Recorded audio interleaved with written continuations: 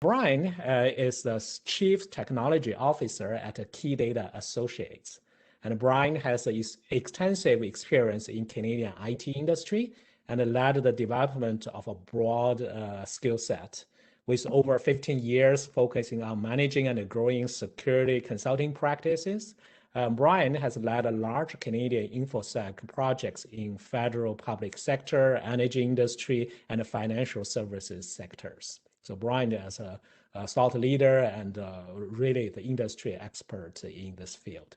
And Brian's topic focuses on identity. His topic is related to identity, the foundation for digital transformation.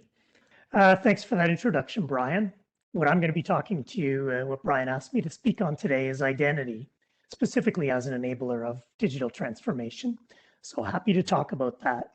I'll just tell you a little bit about the organization I work for first to give you some context on my presentation today. So I work for a company called KeyData Associates, and we're 100% focused on identity. We're a Canadian organization that's been around for about 15 years, and we have three practices directly related to identity: enterprise identity and access management, privileged access management, and customer identity and access management. Cloud, of course, plays a large role in each of those different practices, and we have public cloud SMEs embedded in all of our practices. So cloud's a big portion of what we do as well. So all that is to say, to put it lightly, I see the world through the lens of identity controls. And, you know, as I said, I enjoyed listening to Catherine's take on digital transformation from the program level. My presentations are usually much more tactical and presenting the challenges and how to overcome those challenges in more of a technical level. So not going to apologize. We're going to be talking a lot about identity. I understand there are other aspects, but I'm going to be making the point that, you know, identity is the most important consideration for a lot of these challenges that you're going to face. So just to set the agenda for today, I'll talk a little bit about identity controls and how they map back to your digital transformation challenges. And I like to illustrate things through case studies. So, you know, I'll do a case, maybe not a case study, but maybe a sample project for public cloud migration and a sample project for work from home, two really popular digital transformation initiatives. Look at some of the challenges that you might be facing and how identity can help you overcome them.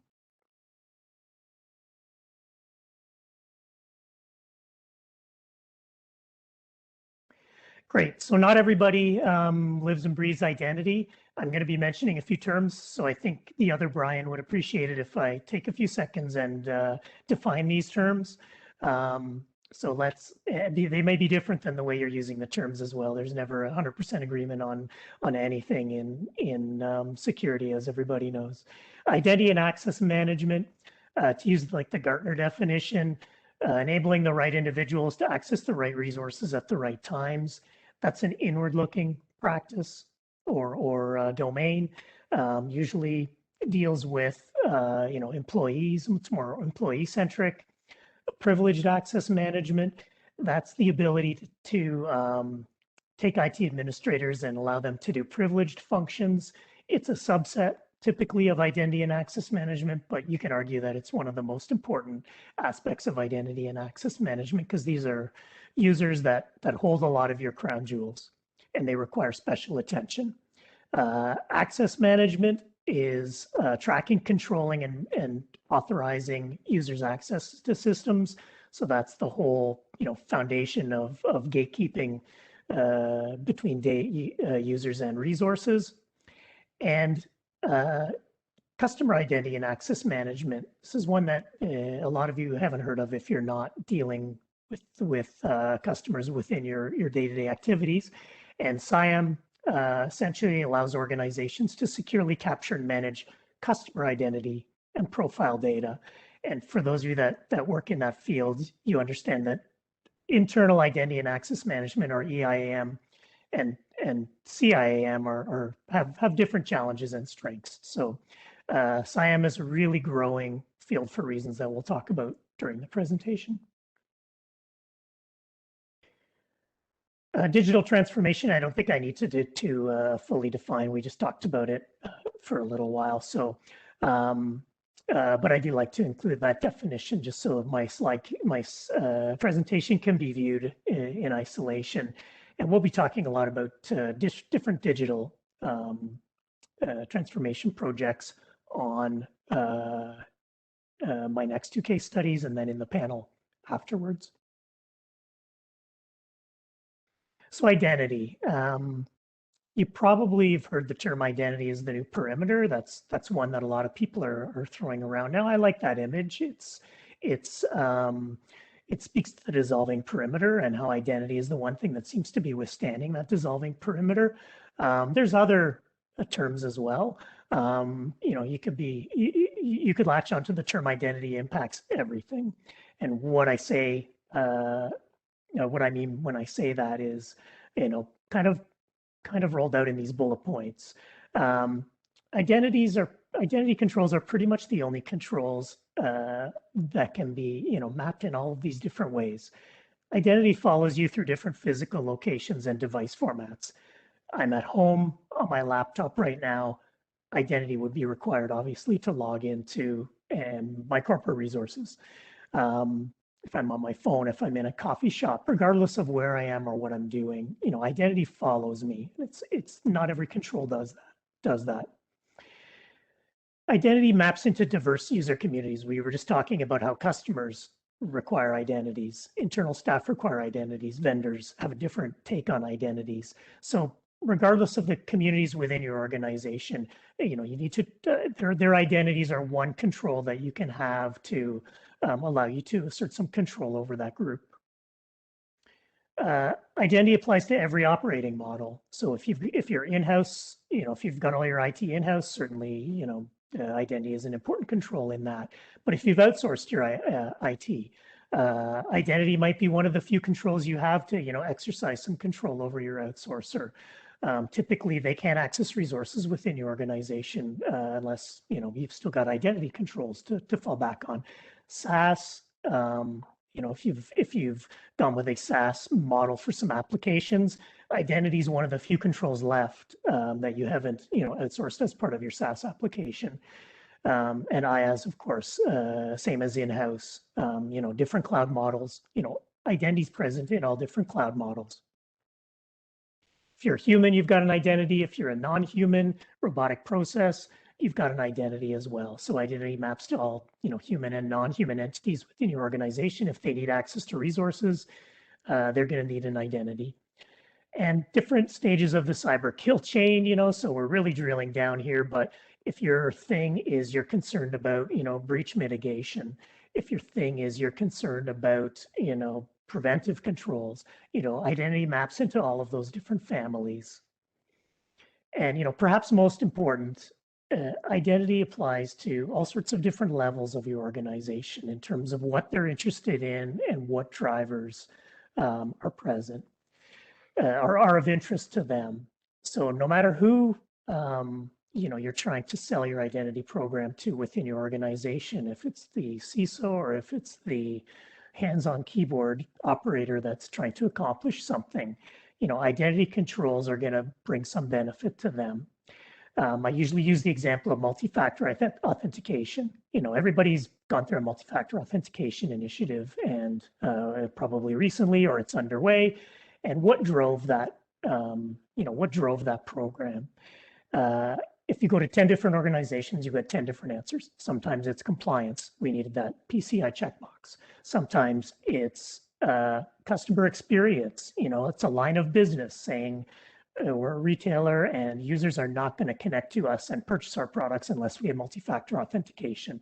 So it could be, customer experience. It could be, again, breach recovery. If you were breached last year because of a password spraying attack or a credential stuffing attack, multi-factor authentication might be something that's top of mind for those reasons. So all different groups within your organization are interested and will benefit from your identity programs. So it's a really important control or group of controls to get your head around. And digital transformation, is no different. So if we map identity controls into some of the challenges that you might see in a typical digital transformation program, and I'll use cloud migration as one typical type of transformation program. What are some of the challenges you see? Obviously, I could fill 2 screens of challenges, and people would put in the comments 100 other challenges that they're facing. So, I picked a few that map strongly to being solved with identity controls. And I tried not to limit these challenges to only security related, because identity really transcends just providing a security and risk reduction.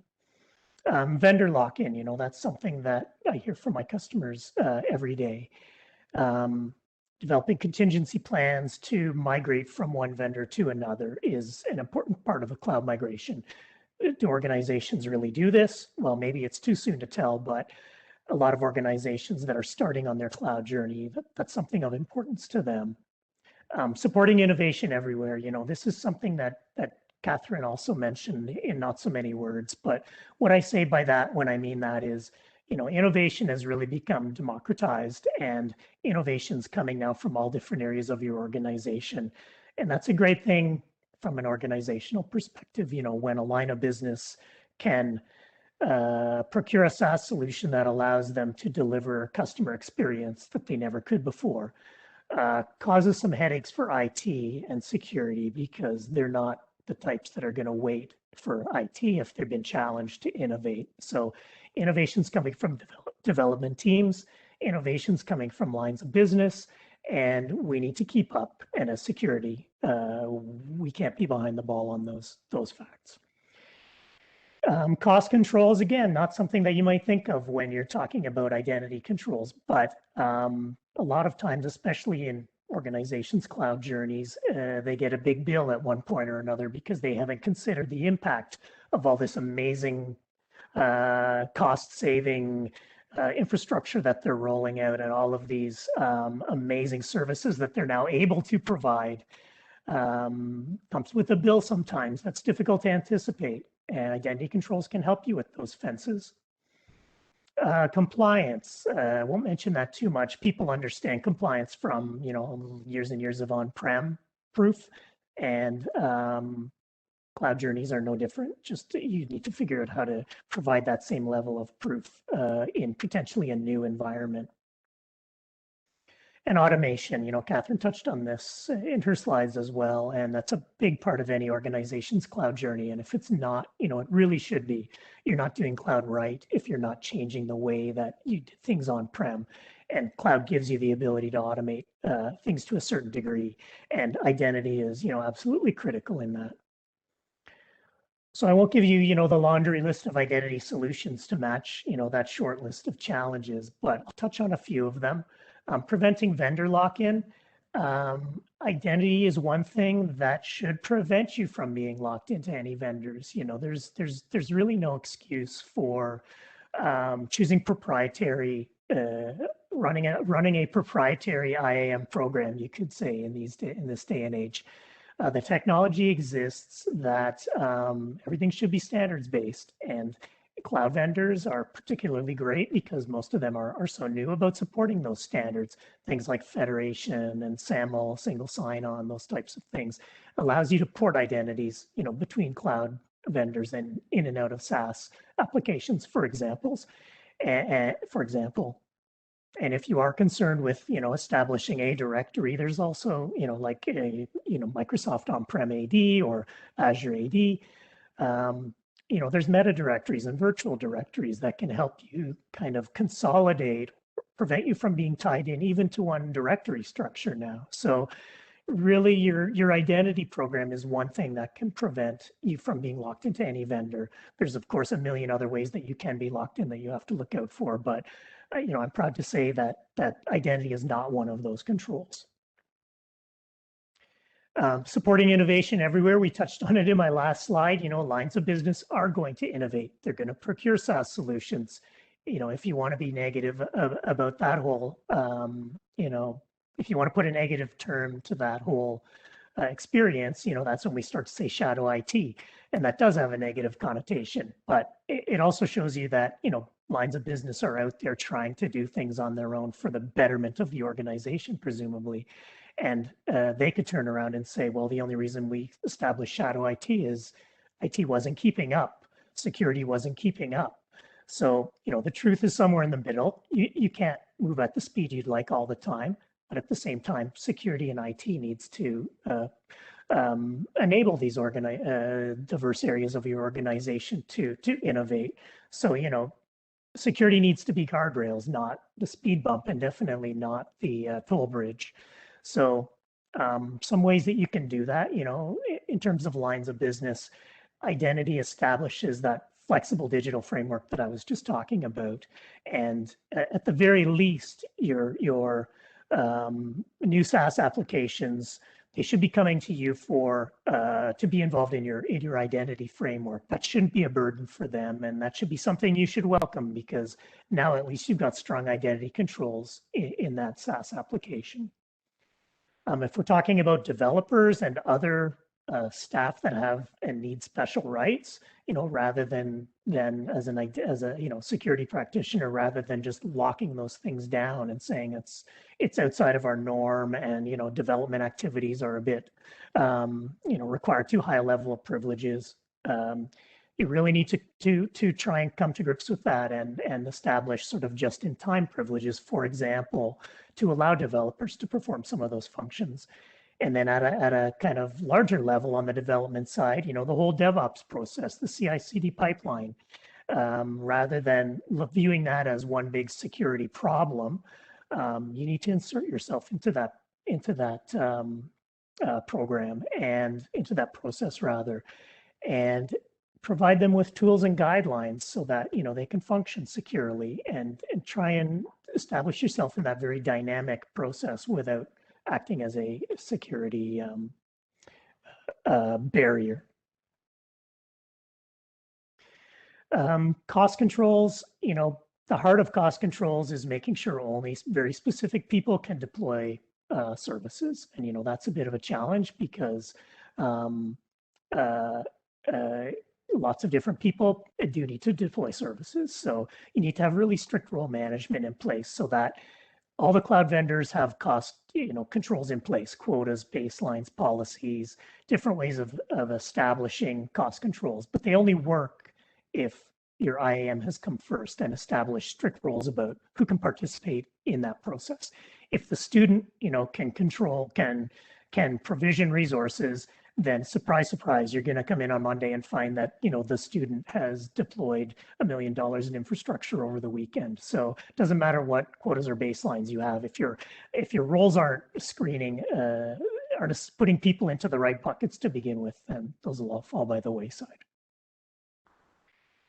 Compliance, I don't want to talk too much about compliance, because it is kind of very similar to the on-prem model, but just running at breakneck speed. And you do need an identity program or a SIAM program that meets your compliance needs and can provide those proof statements when needed. And in terms of automation, I'll blow up automation just a little bit because it is an important topic. So I've got a slide and a half on automation. I think what you'll see once you go down on your cloud journey is once you get into automation, you'll start to develop a lot of disparate sources of automation. So even if you've got multiple development teams, they might have multiple different cloud vendors that they're working with. They might have, different robotic process automation engines. If we're talking on the business side, if we're talking on the infrastructure side, they might be using different infrastructure, as code deployment platforms.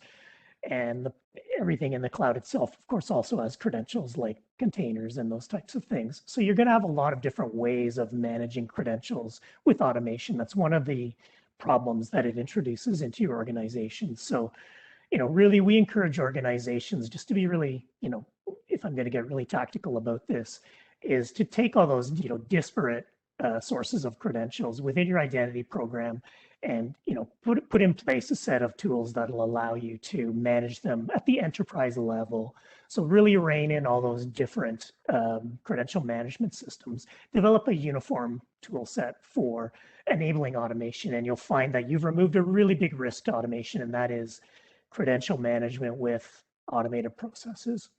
So, put another way, you really need to control human access to tools. That's an identity and access management problem because the automation tools are really, really powerful. And if the wrong people gain access to them, they can certainly make mistakes. You also need to establish identities for machines, applications, and services. That's a really, interesting and challenging thing about automation is we're dealing with application credentials and non-human entities, and then challenging developers to remove all these hard-coded secrets that they've been building up over the years. And even though that's, kind of been the expedient way, guess what? It got left behind when we went into production, and we still have those. So giving development a tool set to allow them to replace those is also important. Lots of challenges with automation, lots of risks with automation, but if you have a sound identity program, you can remove a lot of those.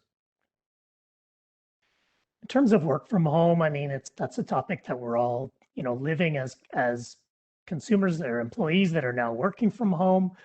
If you've been challenged with deploying a work from home program in the last year, you have my sympathies. You might have done that at breakneck speed. You might not have been fully prepared to go from 50% to 100% in a month. So I've seen some amazing, amazing things come out of customers in the work from home front. So kudos if you've been living that and you've got the war wounds to show it for the last year. Some of the challenges that I see from an identity side are certainly help desk strain. In terms of identity, unfortunately, all these new workflows drove up help desk calls. Getting access to resources became a lot more difficult for people that weren't used to working from home, and help desk was punished from a lot of that. Also, having everybody outside the perimeter for years potentially did not help desk's cause either. Remote support, was always a thing, but now it's the only thing. You can't simply tell somebody to bring their laptop up to the third floor so I can take a look at it. So you really are dependent now on remote support tools as if never before, and that introduces extra security risks. Administration from home, that's a term that, KeyData is kind of trying to coin, but, work from home is certainly a thing for everybody. You also sent all your administrators home, and they took the keys to the kingdom home with them, and now they're coming in and doing some pretty sophisticated activities, potentially on your crown jewels from home, which again increases your attack footprint. Changing gears a little bit, employee onboarding, joining a new organization, I'm guessing, is not a lot of fun during a pandemic when everybody's working from home. Particularly, I see KeyData. We've hired a lot of people in the last year, and I try and, keep my finger on the pulse with them to make sure they're okay. And, they do say that it is very unsettling joining a new organization when you don't know your boss, can't see your coworkers. So, it's important that the onboarding process goes very smoothly.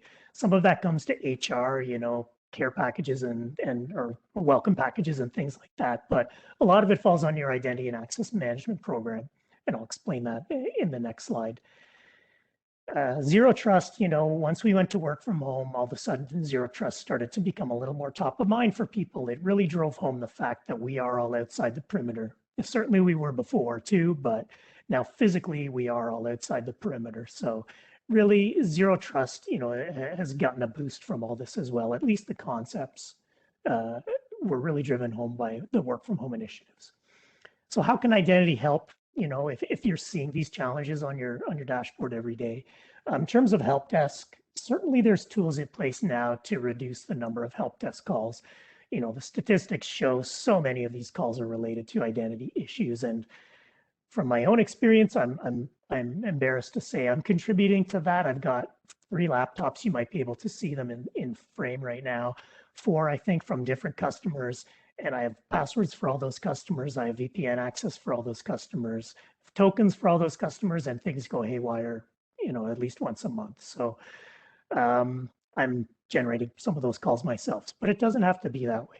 There are technologies now in place between single sign-on and passwordless authentication, FIDO keys, Windows Hello. There's tools in place now. I know we can't go from 0 to 100 in a day, but there's tools in place or technologies in place now that allow you to start to migrate to more seamless user approach in terms of authentication, which generates tremendous numbers of help desk calls, especially when you've changed everybody's workflow overnight. Allowing power users to self-administrator, like the developer that I mentioned earlier, who needs to install software on their laptop, telling them to wait 3 weeks while you try and figure out a way to give them their administrator credentials and take over their machine is probably not realistic. So, you need a method of granting just-in-time access, and PAM programs are perfect to allow you to do that. Help desk staff taking over machines, that's always been a thing as well. But you need a secure way of doing that now that laptops aren't going to come in, they haven't been in your office probably for the last year. You really need a bulletproof way of doing that always. In terms of administration from home, layering solutions on over top of your administrators. It's one thing to allow somebody to access a database for business purposes from home. You probably have controls in place for that. To administer that database and potentially dump that database, I don't think it's unreasonable to establish a privileged access management program that puts extra controls on those admins, as long as they're fairly frictionless. Allow the admins to do their job. So you might want to consider things like just-in-time delivery of privileges, behavioral analytics, session recording. Those are all things that are very standard to PAM tools. You just have to get them out there and attach to these remote employees. Employee onboarding, as I said, it's really about making employees feel like they've joined a well-run organization that has a well-executed onboarding process and allowing them to be productive faster. Talked to an organization about 2 months ago that said when a student starts, it takes about 3 weeks to get them up and running. That's an extreme example, and I know your organization probably isn't like that, but think about what that means to an employee if you're offline for that long, or if you've only got email for that long. You'd wonder what exactly type of organization you joined, and you'd also start to feel pretty, unproductive and a bit down on the organization and your choice. In terms of zero trust, that's the subject of a whole presentation in and of itself, but I'll just mention a few points before I close my presentation. Zero trust isn't necessarily unique to cloud or unique to work from home or anything else, but it's really bubbled to the top with everybody's push to get people outside of the corporate perimeter. So I'm going to recommend, this NIST special publication 800-207 that I have got up on the screen right now. Basically, you can Google, NIST and Zero Trust Architecture. It's a great document. I've quoted some of it in the slide below, just to give everybody an introduction to Zero Trust, and also dig a little bit deeper into how Zero Trust can be implemented at the architecture level. There's tons and tons of information on Zero Trust out there, and you can certainly establish your favorite. The reason I recommend this one is it's not put out by any vendor. So it doesn't give you really prescriptive solutions, which is the downside, but it's also not slanted towards any particular vendor's solution. So I know if you're like me, whenever I'm reading a vendor white paper, I'm always taking it with a grain of salt that the vendor is obviously writing this white paper for a reason. It's not always the case, but you do have to view it with that sort of, take it with that sort of view. So NIST, not the case at all, providing very sort of unvarnished, unbiased advice, and has a great introductory section. So if you're not an expert on Zero Trust, you can go through and I put it on this slide actually. Zero Trust is a cybersecurity paradigm where trust is never granted implicitly, but must be continually evaluated. That sort of says it all, this continuous evaluation concept. And I think we're all familiar with the old way of working, which is you're on the inside, you authenticate when you come in the morning, and you're pretty much good for the day. If you need to access a resource, you've already been authenticated, so why bother authenticating it again? And you're on the inside, so you've got a little bit more trust than an internet person, and you're using those two sources of information to grant all of your access.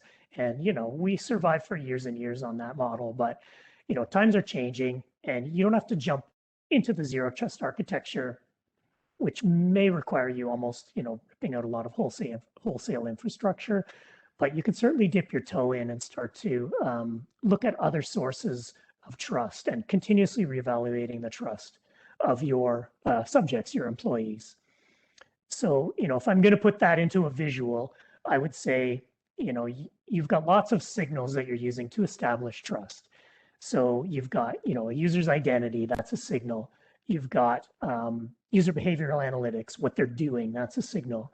And then you've got, you've probably got a agent on their laptop. So you're getting information from that about whether you should trust them or not.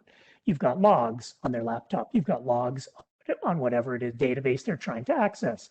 Lots of sources of information. And, again, I'm happy to say, I've highlighted them in green. A lot of these sources of information come from identity. This is my list for my laptop. You might have a completely different list within your organization, but it'll probably look something like this. And, I'm certainly happy to say that a lot of those are identity based, but we need more than just that. Zero trust involves evaluating a lot of different signals, and as they change, changing your opinion of trust of that person. So you can evaluate that in real time and potentially reduce their level of trust. That's sort of like the zero trust philosophy. But what if you move to a different user who's now on an unmanaged device? All of a sudden you lose a lot of those signals. So you have less information to go on because you don't have an agent anymore. So you can't do host IPS if I'm coming in on my phone now, if I'm on BYOD phone. So I'm, again, happy to say that your identity controls will stick in different zero trust scenarios. And again, if you go to a different scenario, IoT and legacy applications, again, you're getting your identity signals still coming through, but you might have lost some other signals or gained some other signals or lost some due to encryption or gained some due to encryption. So evaluating your signals, using them at all times and applying them to trust of individuals, that's kind of a zero trust philosophy. And, again, I'm happy to say that identity is present through all sorts of different scenarios that we can drop, and we can drop a lot more as well. So that's why a lot of these papers you read do say, and this one is no different, identity is sort of at the center of zero trust. That's not to downplay any other controls that you might need, but I think it's a good message to sort of leave everybody with that, identity is important to zero trust, and zero trust is important to digital transformation initiatives and work from home, of course, the one that we're talking about. So I'm just going to close again. I'm not going to rehash it, but this is a slide I put up a little bit earlier that basically, says identity impacts everything, just to throw some hyperbole in there. But I think if you go through some of these bullet points, you'll agree that, identity is impactful for most of the areas of your organization and, most of the projects that you're undertaking, including all things digital transformation that we're talking about today. So I'll just invite everybody to reach out to me directly if you do have any questions about this. Rosa, our founder and CEO, is also going to be listening, and feel free to reach out to her as well about any, if you want to talk identity, and love to continue that discussion, first of all during the panel and then, offline if you're interested in reaching out to KeyData. So Brian, I'll throw it back to you for questions and potentially moving on to the panel.